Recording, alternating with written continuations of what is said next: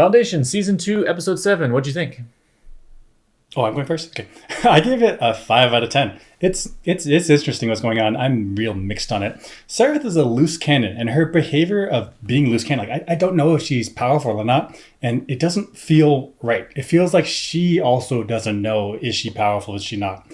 And because of that, she acts out to Day, which then makes him feel not real, because, like, he's Empire. He should be strong. He should be powerful. But then he's putting up with this. Very strange. And she also feels awfully predatory to Dawn. Like he's like adult looking, but I don't know how old he's supposed to be. Certainly like inexperienced and young. And she's preying on that. Doesn't feel good. The Metallics, they're oddly sloppy. Like I thought that it would be like neat and organized, and they certainly are in some respects. But they also do things that's like, why'd you do this? And Bel Rios, he's like built up with this like badass. He's a tactician. He's a warrior. He's a leader. But then he's kind of just sitting on the sidelines. Like, I don't get the feeling that he's a Captain Picard where shit goes down and then he's like, decision. We save the fleet. I'm not getting that feeling. So for that, 5 out of 10. What did you think? I give it a 6 out of 10. I'm still frustrated that we're not getting a Foundation update in the show called Foundation. And no Invictus update, which is also related to Foundation. It's been sitting there for so many hundreds of years now. Like, is it falling apart? Like, what's the deal? But I am starting to feel some tension in the story. It feels like events are moving forward. So, I'm bumping up my score to a 6 out of 10. Queen Sarah's situation is confusing. Like, is she powerful? Is she powerless? Is she a prisoner? Is she manipulative? Can she talk back to Demerzel and Empire? Or does she have to sit quiet in the corner? Like, what is it? Is Dominion powerful? What's going on here? Sareth is so confusing. And I do feel the Mentalic storyline is dragging a little bit. Like, let's get to it. Like, what's going to happen here? Are they the second Foundation? Or are they going to, like, use their powers to go do some shit around the galaxy? Let's get on with it. But always, great acting, great production values, looks great, feels great. So, 6 out of 10. Very fair assessment. Let's talk about season 2, episode 8. Seven. Let's do it. 7. The children. Let's watch. My children, even if they somehow don't resemble me, they will be Empire, just the same. Of course. Wait. Even if the children don't resemble him? What is are they adopted? What is this? I mean, to be fair, Empire does not have a good understanding of genetics. He's like, we're just everyone's a clone. What do you mean? Okay, that's true. Because he's like, children are a mix of the woman and the man. Yeah. So the children would resemble both parents. Yeah. They wouldn't be duplicates. That's right. So he's saying that if my children don't even resemble me? What? I mean, I guess what he's saying is like the lineage is what's important. It's like passed down from father to son, the empire-ness. But and that drifts over time. But what he just said here without is his children wouldn't look like. I think he just doesn't get it. I don't think he gets it. The other point is Demerzel. What is her programming? Like, who is she loyal to? Is she loyal to the genetics of the Cleons? And now that they have the genetic attack that's been happening for generations now, that she's not actually loyal to the Cleons anymore? Is she loyal to the actual Empire, like the actual galaxy? So she'll do whatever it takes to preserve that, which means not loyal to the Cleons. Does that mean, is she loyal to something else in the background and saying she's loyal to Empire? Like, is she loyal to the stability of the society, which may not actually mean Empire in control, or is she loyal to Empire? So the stability of society can fall to shit as long as Empire is in control. Or is she loyal to these 3 individuals? It's very, I don't know. Yeah. And I think, it's been feeling ambiguous the whole time. It's like, at some point she's going to make a decision based on that programming. And which way is she going to fall in these events? It's kind of cool. Very cool plot. Mm-hmm.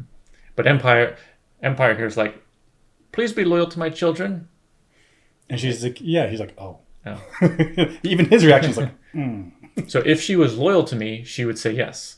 But if she was loyal to something else, she would also say yes, deceiving me, and still do the other thing. That's right. You can't tell. You can't tell. And I can't tell. Can't tell. Can't tell.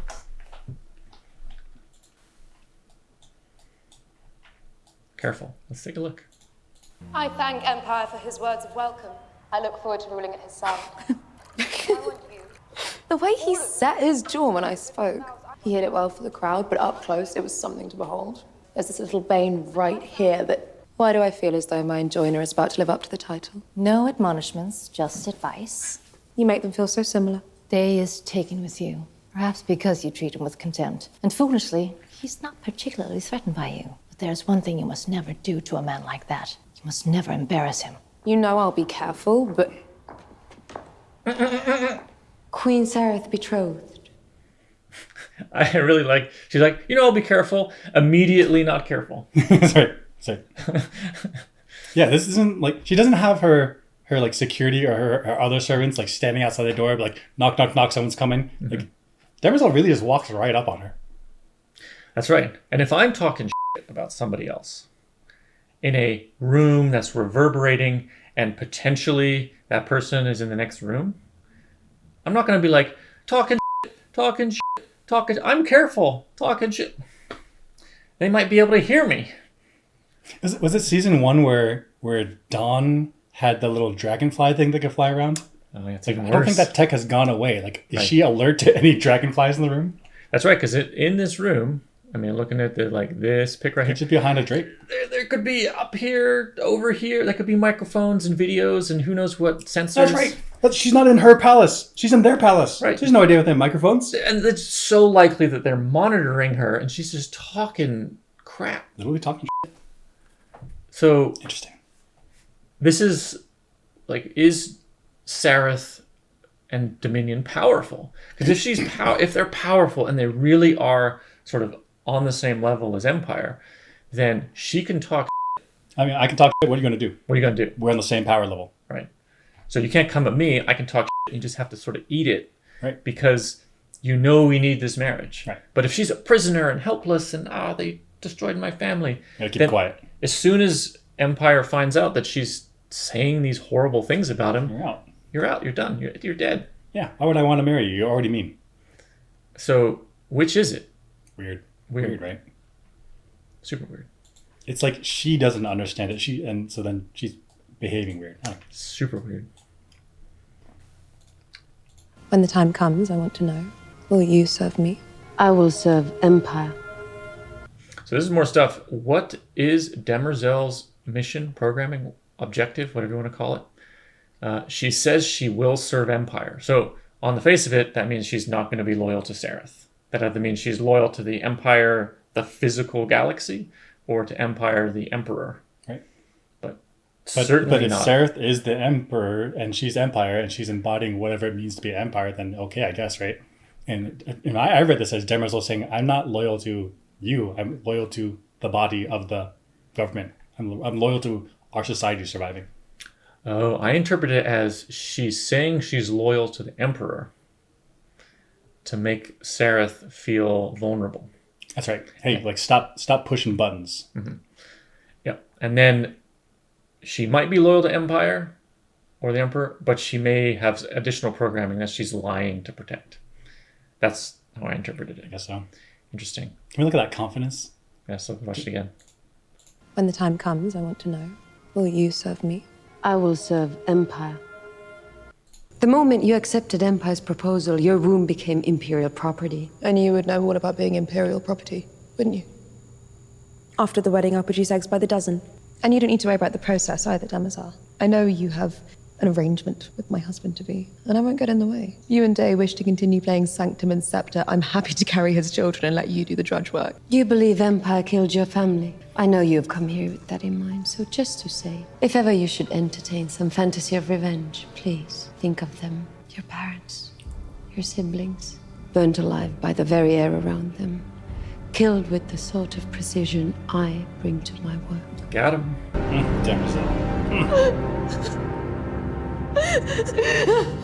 What is Sareth doing?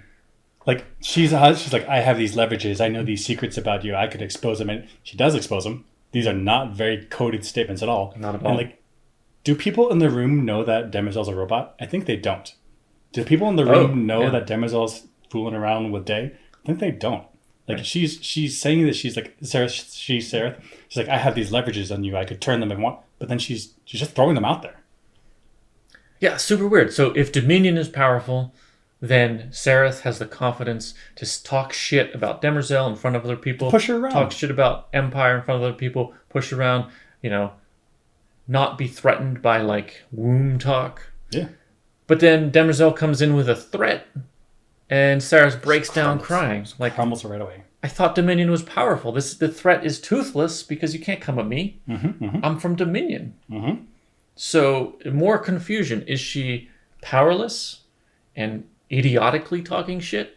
Or is she powerful and talking shit and then crying for no reason? It's weird. Like, she doesn't understand what the dynamics are. That's right. And therefore, I don't understand. And therefore, I don't understand what is this character? She's loose cannon. Which I would get it if she was crying to manipulate somebody in front of her. She's alone in the room at this point. She's alone in the room at this point. So just to cry for her. Maybe she's gaslighting herself. This is next level. Oh my gosh, the ultimate defense. Even I don't know what the situation is. So she's gaslighting herself to move between powerful and powerless. Ooh! She can turn it on and off depending on the situation. That's super smart. Oh my gosh. And maybe she knows there's cameras monitoring her right now. And they're like, oh. When she's alone and innocent and on her powerless. own, she's actually soft. We should take care of her. Take care of her. But then in the other situation where she was talking shit and she knew she was being monitored, the people monitoring that situation, they're like, they need to know that I'm powerful and I can just do whatever I want. Weird. So weird. I don't know. So weird. Or clever. I have no idea. It's all it's all over the place. So this is back with the Mentalics. We've talked about this before, that they have a dangerous ideology. It gets even worse. We're different. We don't shy away from the pain we cause. We honor it. If you feel everything, don't take more than you need. So in previous episodes, Tellum here has said that the Mentalics are special people. They're the true humans. Everybody else is sort of subhuman. I guess you could say Mentalics and sub-Mentalics. So she essentially dehumanized everybody not Mentalics. And so she's okay with killing other people. She's okay with causing lots of suffering to move the Mentalics forward. Right. I mean, to make it like a concrete way, it's like if the Mentalics need land and these not quite human people need land, we'll just take it because we need it. We only take as much as we need, but they have no right to it. That's right. It's actually Mentalics own it. They just happen They're just in my way. Yeah. But Tellum even anticipates that some Mentalics may feel moral something when they do killing or suffering against sub-Mentalics. So he anticipates this and desensitizes them to the suffering of lesser people. That's right. Like, why did they boil these things alive? They could have killed them first. It's like she wants them to feel the suffering and be like, it's okay, it's suffering because we need the protein out of them. It's fine that they're suffering, they're screaming, they're suffering, no problem. Because we need it. It's okay, justified. Yeah. So if you feel something when something less than a Mentalic hurts, it's okay. It's okay. We're Mentalics. Their suffering doesn't matter. This is so dangerous. Because you'd apply this to anything. It applies to anything that you want. Yeah. We're different. We don't shy away from the pain we cause. We don't shy away from the pain we cause. It actually means embrace the pain. Deal pain. Deal pain because it's good for your people. I mean, the Mentalics are extremely dangerous, I think. If anybody in the Empire knew about it, you kind of have to put a stop to this, which means exterminate. Right. It's an inherently aggressive philosophy. Yeah. And since they have these mental powers, there's nothing really you can do to stop it. Except orbital bombardment. Wipe the planet. Wipe it. Whew. If they're really only taking things that they need, there should be like zero obesity, zero waste. You take exactly what you need and nothing extra. That's right. But then we get this guy. Like we get like the muscle guy. That's why we watch. I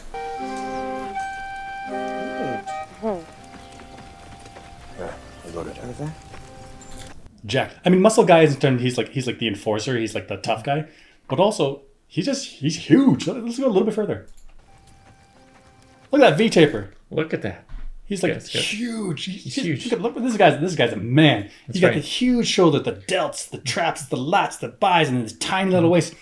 Like this first of all, you're not taking what you need, because they're a society of like mental warriors. Like, I blast you and unvoice you. You can't say anything. I blast you and pin you to the ground. It's all mental powers. You don't got to be jacked. Yeah, why is this guy jacked? Why is he wasting time at the gym or whatever they have here instead of doing mental training? Like, this is a waste of time. What are you doing? And waste of resources. Like look at these thousands of Molochs that are about to scream and die. Like, don't take more than what you need. But I gotta get big.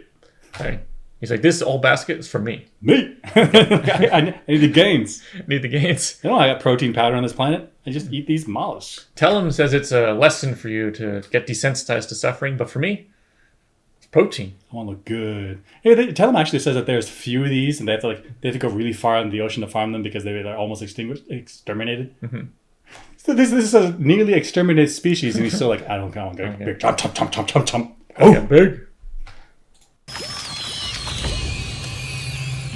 Look at that one-arm basket. It's like, that was his basket. Look at that delt. Look at it. Look at that delt. Look at that try. Look at that. Damn. Ooh. He's like, I'm a chess player. That's my game of sport. Jacked. Why are you getting big? This is your mental powers. Wild. What is going on? What is going on? I felt anything like... Oh, you are broadening, child. And here you're among your own. Dangerous. You're stronger when there's harmony. Stronger when there's protein. That's right. Lose your appetite. Doesn't know what to say. Because he's like, I need all those mollusks things. Those are all mine. Those are mine. Yeah. Oh, you didn't go lose your appetite. Cool. I'm gonna eat those for you. That's right. Crunch, crunch, crunch, crunch. And get another set in. every animal, every death is a rep. Chomp, chomp. That's right. Why is he so jacked? It's like Professor Xavier. Like, I'm in a wheelchair. I use mind powers, but I stand up sometimes. I'm just shredded. Why are you so jacked? So jacked. Okay. On a different note, let's talk about. So, yeah, let's watch the clip, and then we'll talk about the spacers and. We jump randomize. Only another spacer would know where we would appear. I was given these coordinates by a man named Harry Seldon. He's a good predictor. It's kind of what he does. So the spacer, the key point is at the beginning here. The spacers say. We jump randomize. Only another spacer would know where we would appear. So they jump randomized. So this is weird because like Hober Mallow gets there first. Hober Mallow gets there first, and then the home swarm comes in, and so they're like, how did you know we were here? You shouldn't have known we were here because we jump randomized. Okay, that's fine. That's great. That's super clever strategy. Nobody knows where we're going to be. Mm-hmm. But then the queen home swarm, yep. She's like, only other spacers would know where we are. To me, that's not randomized. It's like we jump randomized, but my friends who are in different ships not talking to me, they're going to know where I'm going to go. But if it's random, how could they know where I'm going beforehand? That's not random.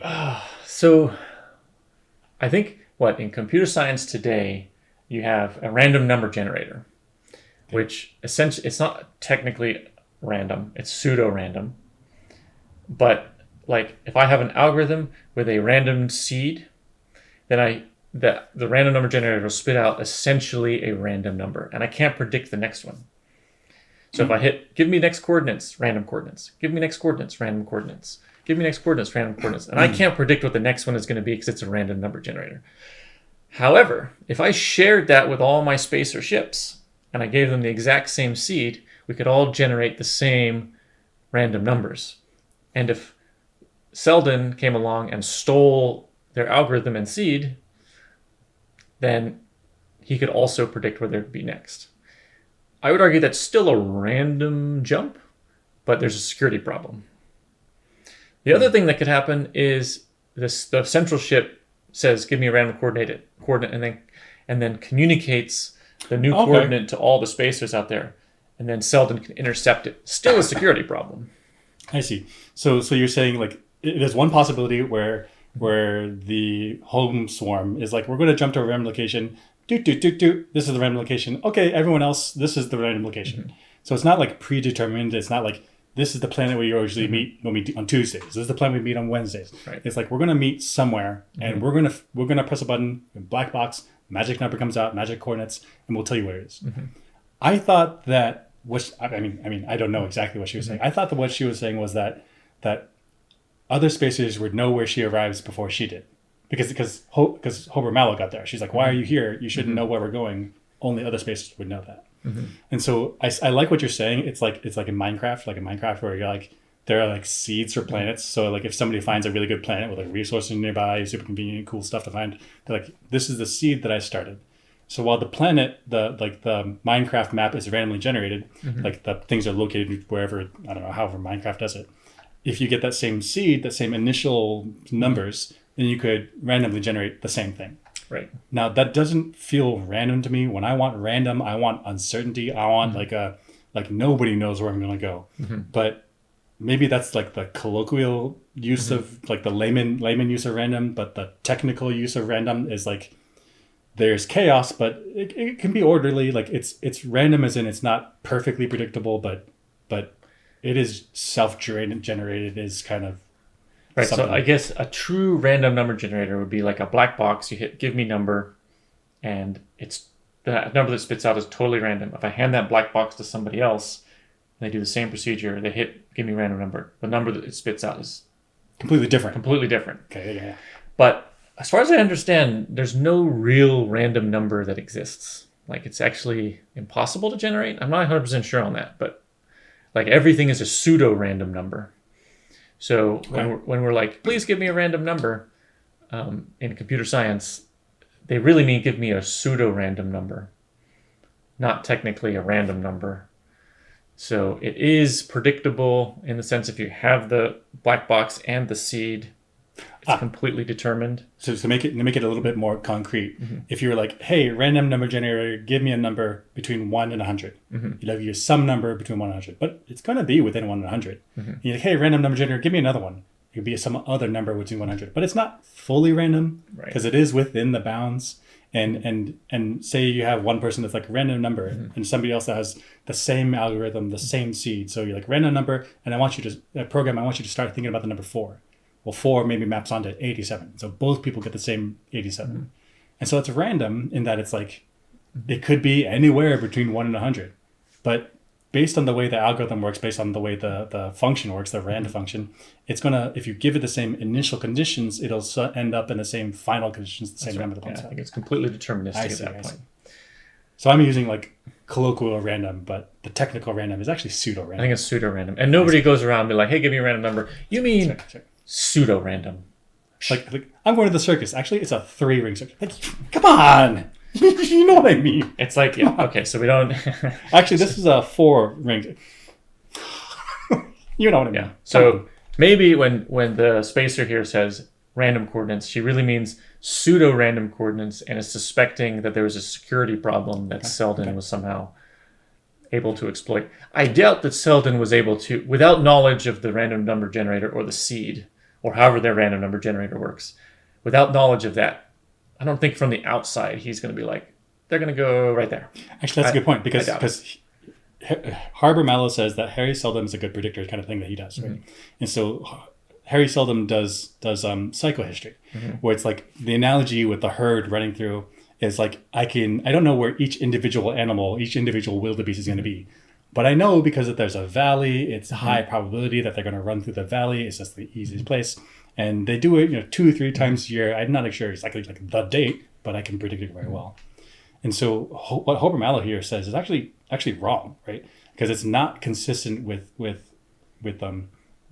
psychohistory. Right. Because it would be something like I guess an analogy would be, I don't know if I see an ant trail.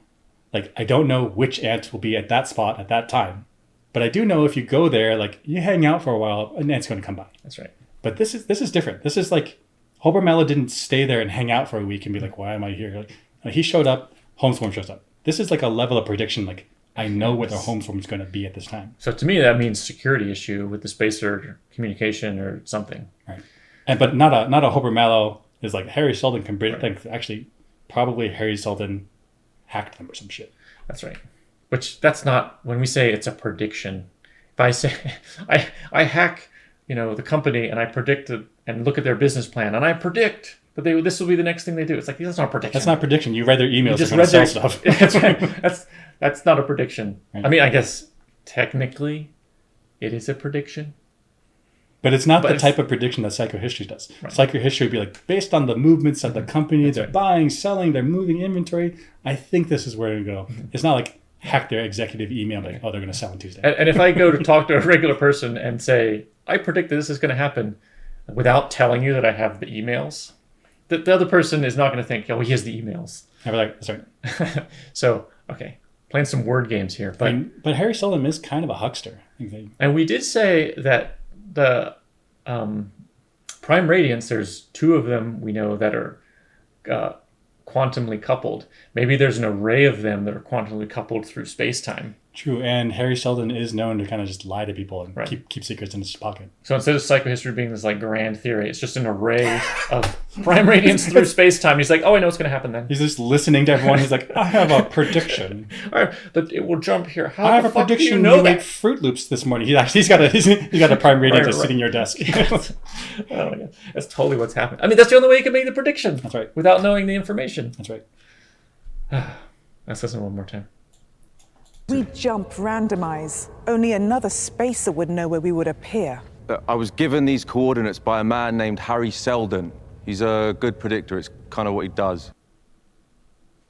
That's what he does.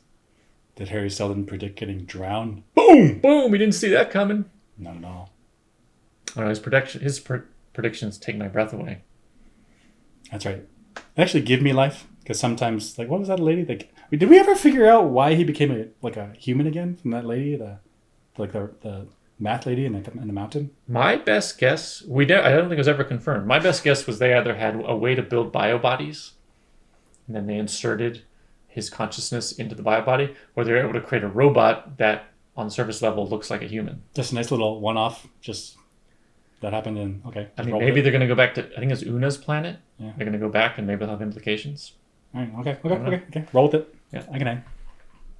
Rolling on some more with this conversation, Hoper Mellow's a salesman. I have something for you. Opalisk. Yeah. Opalisk synthesizing is impossible. The Foundation makes it and can make more of it. How many of your children do they take? 10% of our offspring navigate for them. Wait. I hold an object in my hand. Synthesization of this is impossible. Wait. It's clearly there in your hand. It's clearly here in my hand. That's right. So it's possible. Mm-hmm. Oh. I really wanted her to like twist it and like smell it like a cigar. Like, this is a drug for her, right? I mean, I guess it could be more like food instead of a drug. Like, oh, okay. Like you just need it to not die, but you're not going to get like high off of it. Although she does look a little woozy here. Yeah, maybe she needs a little up of her Opalisk. You know, a little Kestrel white pump. That's right. Like the Jem'Hadar. That's right. I mean, if this is how the Empire keeps spacers' loyalty, it's just through drugs or holding back critical things, critical chemicals that they need to survive. That's not really strong loyalty in some sense. Yeah, absolutely not. And so, but if you are the sole supplier, I mean, that's right. People gotta be loyal to me, like a drug dealer. It's like a drug dealer. Makes it and can make more of it. How many of your children do they take? 10% of our offspring navigate for them. You want us to work together, and our pay would be Opalisk. All you need to do is help us kick Empire in the nuts. Vague request, but cool. But also, is this like Ketracel White from Deep Space Nine, right? This is exactly like it. Because in Ketracel White, the Vorta had control over the Jem'Hadar. Was it Dominion? What's the Dominion? Yeah, the Dominion is run by shapeshifters. Also called Dominion. Run by shapeshifters. Yeah. The Vorta are their genetically created people. They're like the middle management. Mm-hmm. And the Jem'Hadar are the soldier class. Yeah. And they have these like white lines that go from like a little implant tube to their actual like brain to keep them functioning. If they ever step out of line, the Vorta's like, no more drugs for you. You die in 3 days. 3 or 4 days, something like that.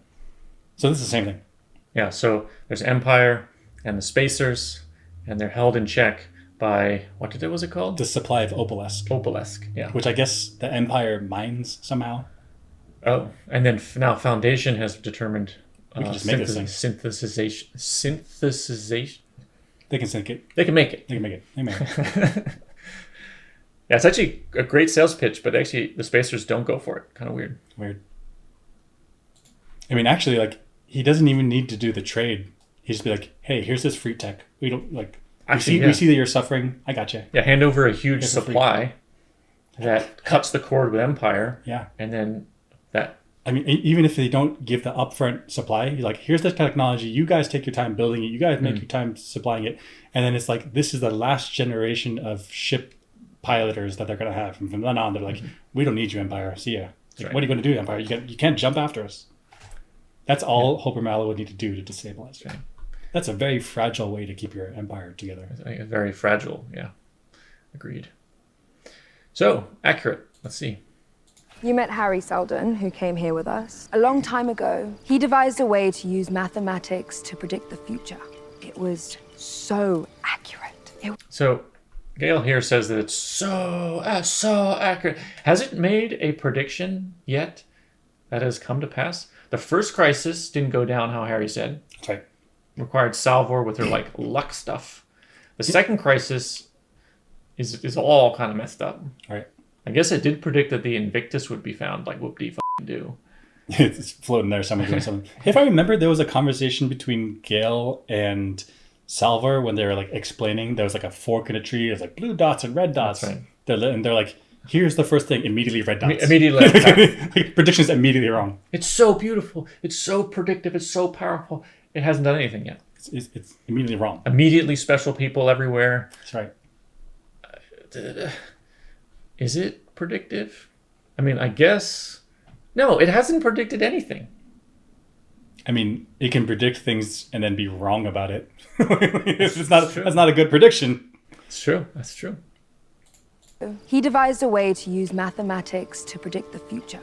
It was so accurate. It was almost like magic. But then he discovered there were outliers, people who could upset the math. Like the Mew.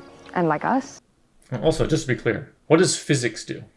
It uses math to predict the future. The key point about psychohistory is that it's using math on the complex scale of sociology, economics, people, societies, all that emotional stuff. This is like wild complexity to make predictions with math. Whereas physics in the world we live in, it's like we break it down. We break it down to the smallest elements and see what those things do. We simplify it and take away all the complications as much as possible, and then we make our predictions. So we're pretty far away from this. So it's not just math making predictions. It's what it's predicting. And the very complex scenarios that it handles. That's right.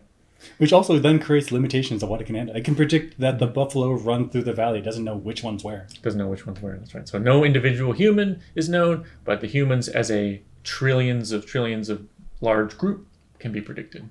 Well, I mean, it can't even be predicted anyway. So Immediately special people. Immediate special people. I mean, Harry was not expecting people that have mental powers can shut people up. No way.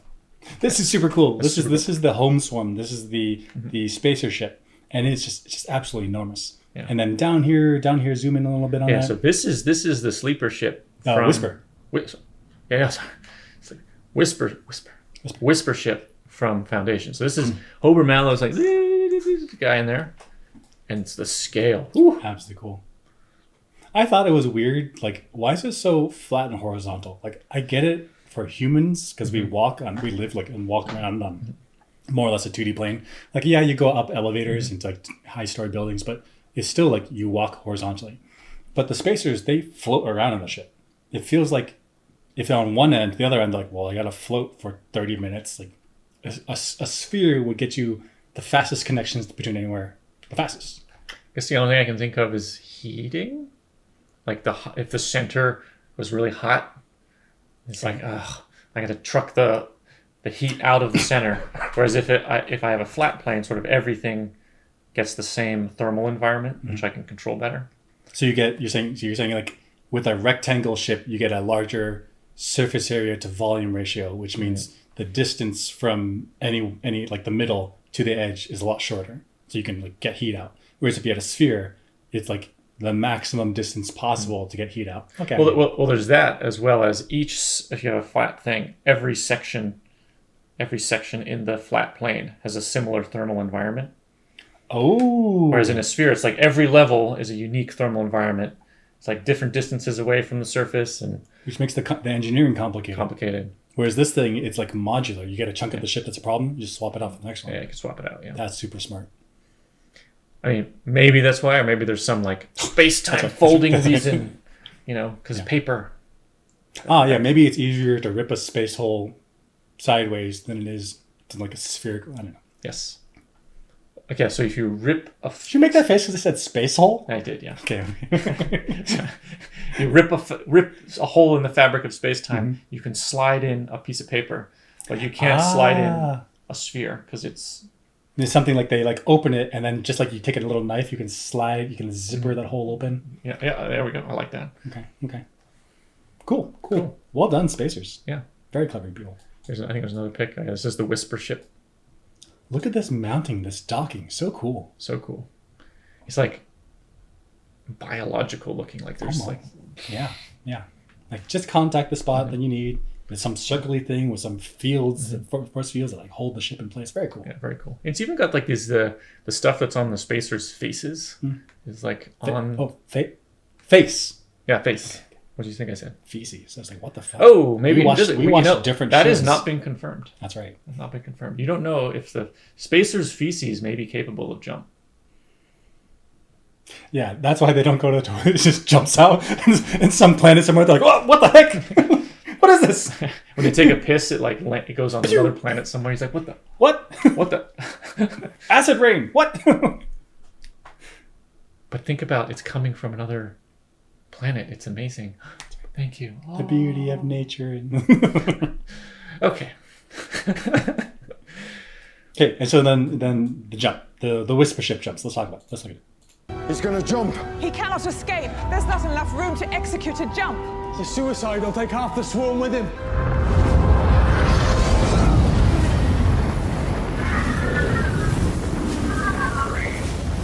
Take half the swarm with them, but they're actually okay.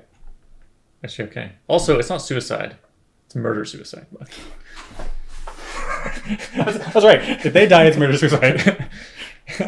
Right. Okay. So the spacer thinks it's impossible. That's right. And the Imperial people think it's impossible. Right. Which means Foundation's Whisper drive technology just outclasses Empire on so many levels.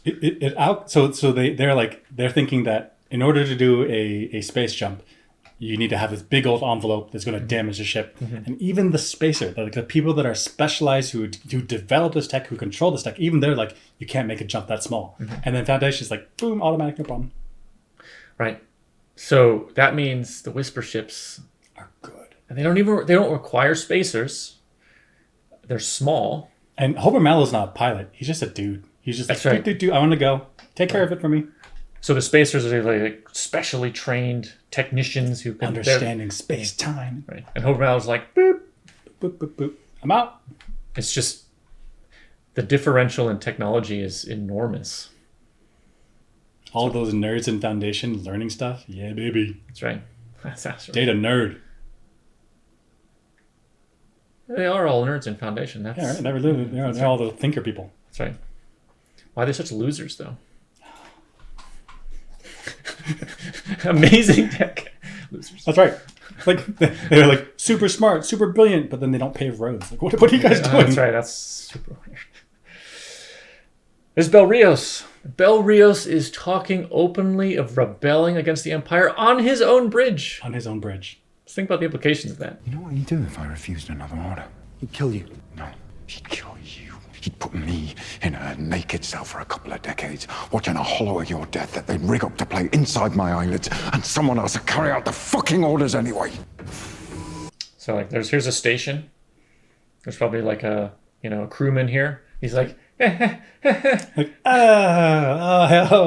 hope they don't notice me. Oh god, I'm overhearing rebellion talk. That's right. Do I report? What do I do? It looks like it's nighttime, so maybe there are like reduced staffing.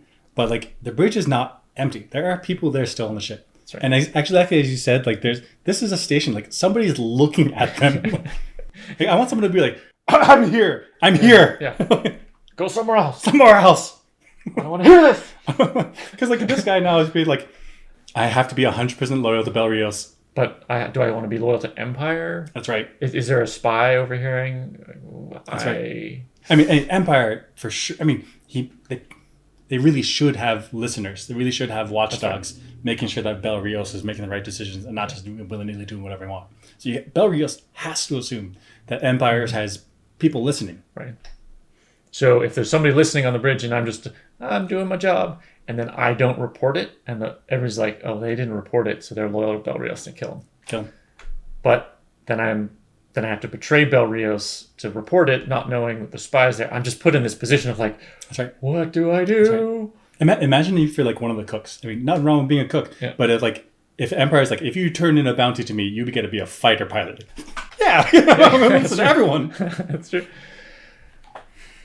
So this is really irresponsible of Bel Rios and his husband to talk about rebellion in your room. In your room, because your room is actually right next door. Don't put that kind of pressure on your crew. That's right. You know, if they are truly loyal, let them know when the decision has been made, and then, then they can follow you. Let's continue. They do go to his room. Let's see. Let's say we take down Empire. What does that look like? Dusenbar said Foundation is strong. It could take over. There is no way that they're ready. You know how big Imperium is. This is better, talking about rebellion and like the political situation. But now in their quarters, so there's no crewman who's like... I mean, I don't know how soundproof those doors are, because we actually just saw someone walking past. But certainly it's better than just being in the open room where there's people like doing their jobs. Mm-hmm. And I hope maybe Bel Rios can be like, hey, scan this room for listening devices, and let's make sure this is a clean room so we can talk openly while we're doing this operation. That's right. So this is a better location to talk about betraying all of the galaxy. They need some like tap tap tap secret signal. Like, let's go talk privately. Mm-hmm. Yeah, I thought it's really weird. It's weird. He also has some weird like logic about tyranny. Let's see if it's right. Let me tell you what it looks like if Empire falls. The weak are objects. Rapists are kings. Poor are slaves. Life is nothing. Emptiness, pain. So my conclusion of this was, so Empire is a tyrannical monarchy, absolute monarchy. It's the best. It's better than not having it. So tyranny is the way to go. Like, on one hand, I get it, because like without the overarching government to keep people in line, then you get like local warlords. That being said, like, isn't Cloud Dominion doing that? Like they're getting out of the power, out of underneath Empire's control, and they built a prospering society that's growing and healthy. It must be, if it's growing on the same power as Empire. So what Bel Rios was saying is, Cloud Dominion is actually a terrible place full of rapists and murderers and all the bad things. They should just fall in line underneath Empire. That's right. It's even worse than that, because in season 1, there was the Thespins and the Anacreons, who were part of the Empire, but they were semi-autonomous provinces.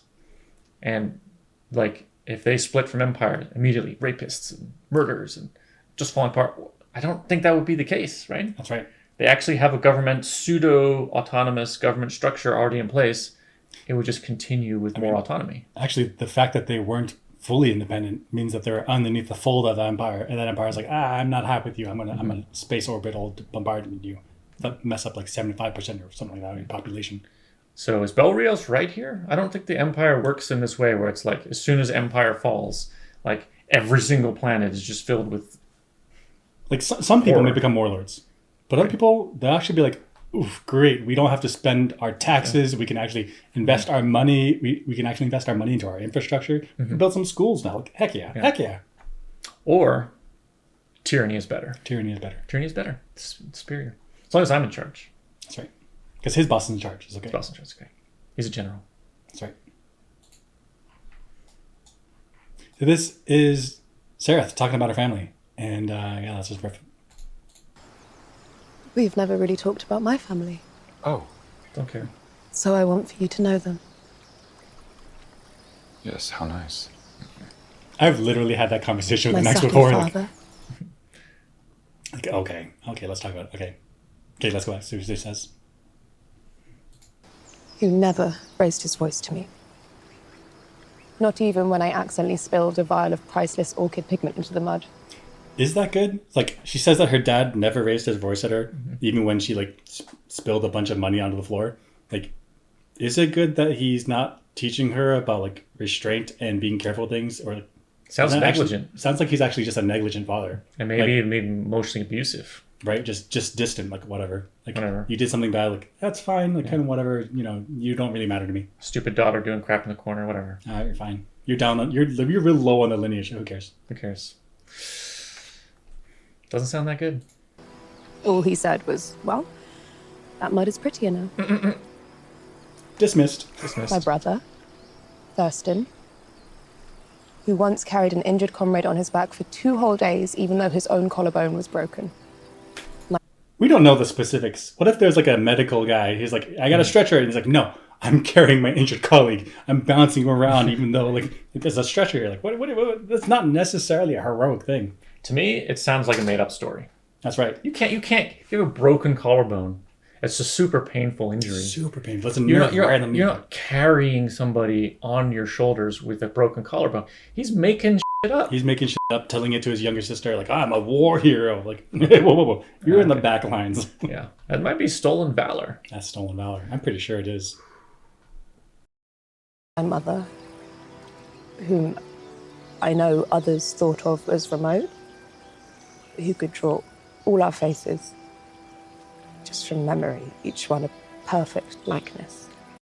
So, like, my mother is disengaged from the family. She doesn't care anyone, but she's a great artist. You're fine. Drawing creepy pictures. Like, I know exactly what your face looks like, even though I don't make eye contact with you ever. Yeah. And even more distant than the father. I mean, I get it. It's your mom, but like, hey, lady, like, things may not be as rosy as that. I wonder Sarah is f***ed up.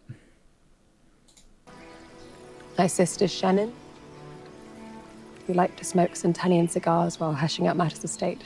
Sounds like she's got a vice. Yeah, she's an addict running the government? What kind of family is this, putting Nepo babies in charge of the government? Aren't worth it.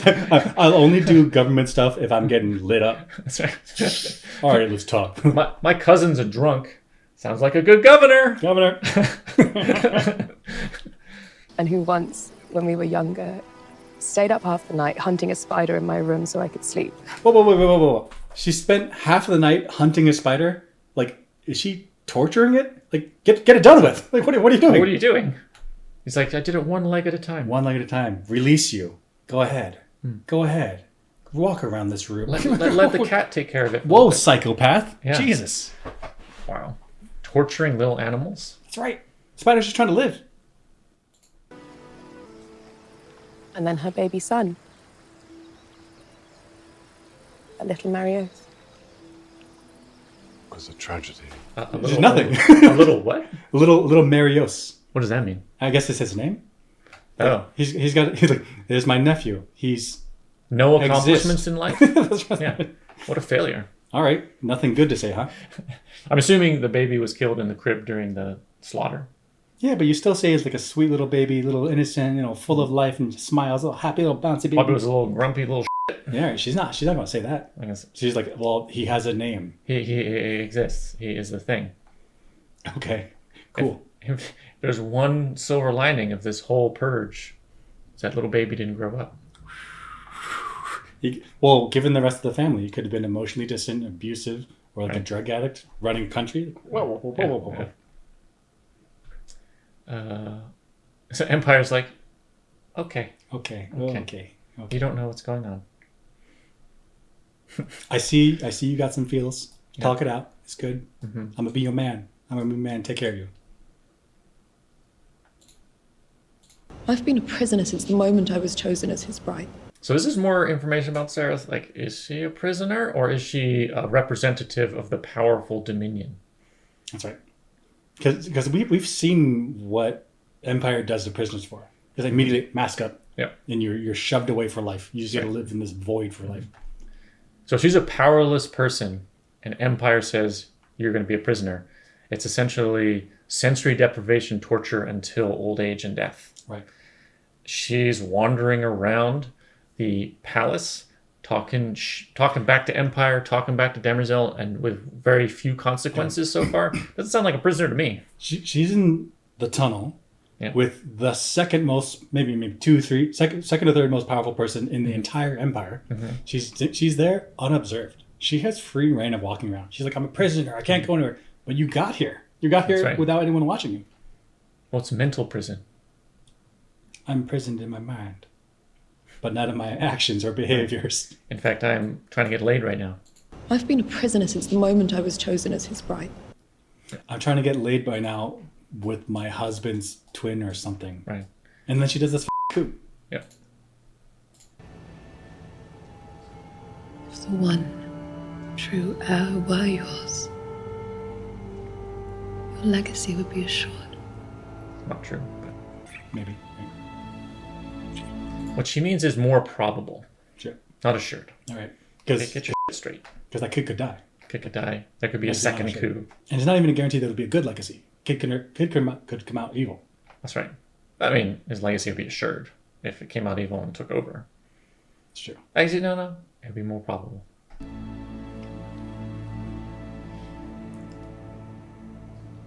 Yeah, buddy. This is suicide. No.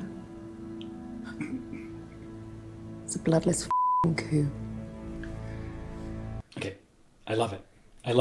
Super smart. She's getting squeezed by Day, and she's like, he wants me to have his kid, but I can sidestep him. I can do sabotage. She can go around it. Sabotage. And so like super smart, super clever, actually very political, very nice. But this is like the most literal application of bros before hoes. Like what are you doing? Like, look out for your brother Day and your brother Dusk and your brother Dawn yourself. Like, draw the line, dude. That's right. Find some other person to have a relationship with. You have literally anyone in the Empire. Right. Like, now is the time, bros before hoes. At the same time, Dawn doesn't like Day, right? They've created friction among themselves. Like Dawn, Dusk, and Day, because of the genetic attack, are now not seeing eye to eye a lot of the time. That's true. And then also, Day is getting shut out. Dawn is getting shut out from being the ruler of the Empire. But also at the same time, he has that weight lifted off. There's pros and cons. Right. So at first we thought that maybe he just wants to go do his own thing. Yeah. But actually he wants some power. And this may be a way to get But he could be like emperor of, or like local emperor of this planet and rule over this thing instead of the Empire. Like, you could be like a regional lord or whatever. But like, just brother host, dude. Like, same team, man. Yeah, sort of. But she's in front of him, throwing her vagina at him. Jesus. But that is what's happening. That's what's happening.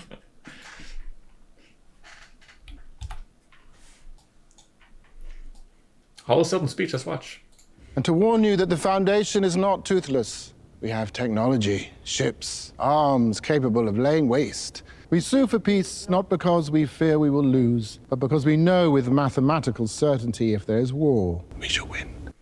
First off, psychohistory not making great predictions so far. That's right. So mathematical certainty that he's going to win. Well, first off, there is no mathematical certainty. It's probably just extremely high probabilities. He's marketing it towards the Empire. Okay. But in the books, the way that Foundation wins against Belrios is the Emperor actually calls Belrios back. Oh. There is no war. Because Belrios becomes too powerful and starts gathering his own momentum as a social force. Emperor recognizes this and then pulls him back and takes out his power. So the war with Foundation couldn't happen because the general who would take on Foundation would become too powerful, which then the Emperor would feel the pressure and stop it. So there's no war. So is that what Harry means here, that there's a mathematical certainty? Or does he mean like the Whisper ships are awesome? I think he means he got guns. Like he means he's got guns. Okay. At the same time, if you got guns and you're so guaranteed to win, just fuck them up. Yeah, that's right. Fist fights. So if you're so guaranteed that I would just go to the orbit of Trantor, like, pew, pew, pew, pew, pew, pew. All right, you're out. Unless you're going to say like, the fight is actually going to be close and we're going to lose a lot of people. We don't want that. Okay, let's sue for peace. Let's do it a non-violent way. Right. But if you're so good that you can just be like, I'll destroy you, no problem, then just do that.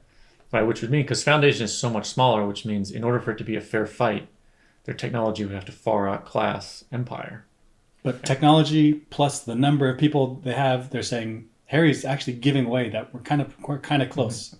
But he could have also just held on longer, gained more power until it would be a clear victory. Then you come in here swinging, you're like, hey, I can demonstrate to you, I can just kill every one of you. That's right. Submit. So what is Harry doing here? Or Harry AI doing here? It seems like a mistake. Jump the gun. Jumped the gun, yeah. It's a premature announcement. Premature egunulation. Let's see Salvor. Salvor travels by the sea.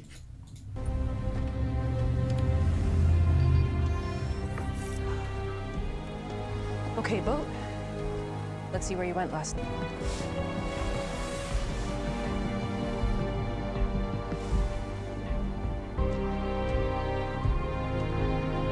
Dangerous.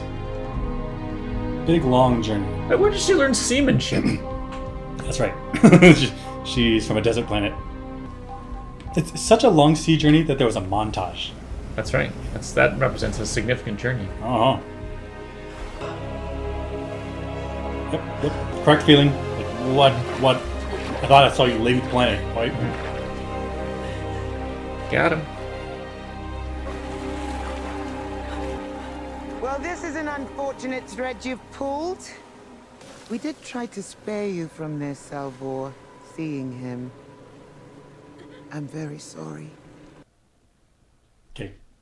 So there's a big old scene, couple scenes where Salvor's like, what is going on with this boat? I need to figure out what's going on with this boat. Mm-hmm. It had its GPS locations. Yep. It had its like itinerary deleted, but it knew the GPS, so she's like, I'll use the GPS. Yep. Tellum got there by land. She walked there. Why was this boat? Why did the boat go on that first trip at all? That's a good point. Why the boat? Why like? And it was like Salvor's like pretty far away from land. I mean, within sight, but like it's not a great feeling to be out there alone, drifting. You know, it's kind of, you feel exposed. So why go through that arduous journey? I'm saying even before that, why did this ship go to that area at all the day before? It's clearly reachable by land. Agreed. That's what I'm saying. Not only for Salvor, but for the people who did it originally. That's right. They got this rickety like pontoon thing. Well, yeah, why exactly. Just walk there? Yeah, they clearly can because they did. That's right. So what's going on? Why did they do this? Wait. Is Tellum projecting herself over there, but it's actually inaccessible? Maybe.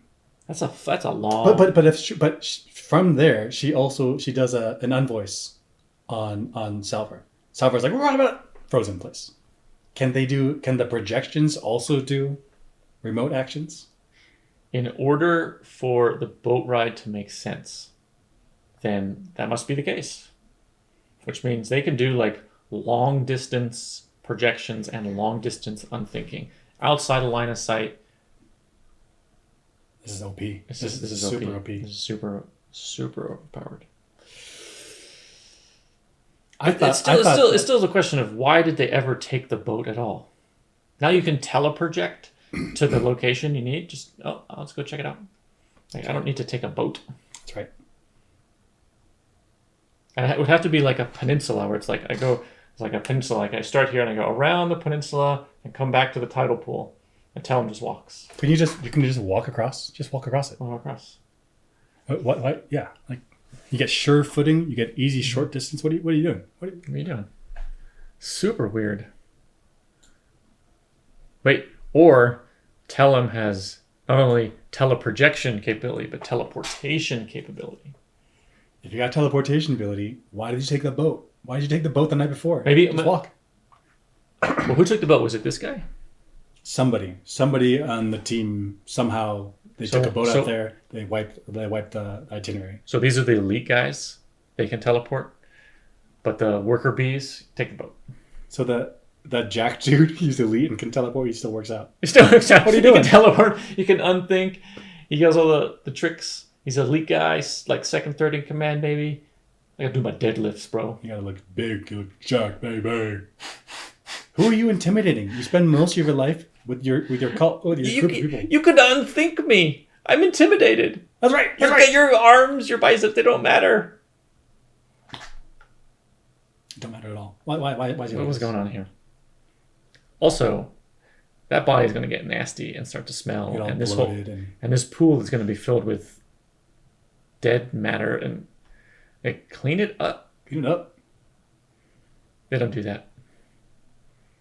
Get some human slaves here to take care of it for you. I mean, what's the problem? They don't care about him. That's right. That's right. They won't take more slaves than they need to. They just take what they need, and don't worry about the suffering. It's a necessary need. Right. If they need to clean up all the bodies that you've destroyed and killed and maimed, then fine. You don't care. They fucked up. This is really sloppy. In summary, metallics are terrifying. In addition, But jacked, looking good. Looking great. All right, so that was season 2, episode 7. So I the Metallics, they talk real big, but they really feel like a cult. I mean, I think there's the scariest cult of all time. But they get very culty. I hope Ormella does something, because he went out and talked with the Spacers, and then he kind of just got kicked around and then left. Like, I hope there's something going on here, and it's just like, it's not more than just he had a secret plan and like it worked out. Like, right, actually, really, if that was the mission that we saw him do with the selling the Spacers, he didn't actually get it done. He failed. Super failed. So hopefully there's more.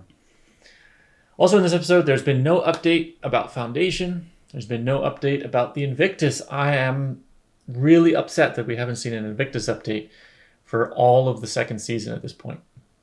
This is awesome ship and the strongest thing ever, and parked. Right. And it's not just parked there like, oh, it's a week.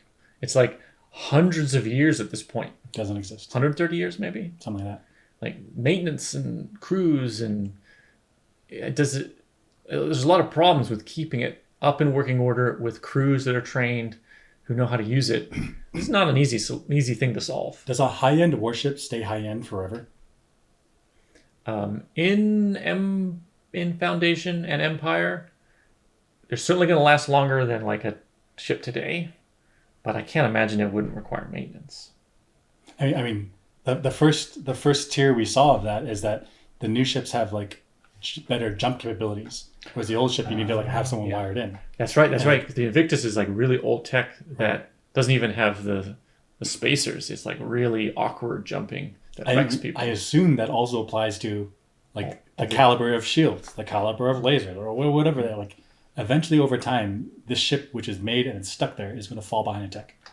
So, ignoring the maintenance and the crewing problem, just the tech is worthless at some point. It's totally obsolete. Right. Especially considering the Foundation now has these whisper drives. What do I need the Invictus for? Right. And that's a big public work action. Like, this is a huge ship. You need to divert a lot of people and resources. That's right. You can't even pave roads. How you gonna do this? Yeah, so I'm hoping to see some updates on this in future episods. Talk about it next time. Yeah. See you then.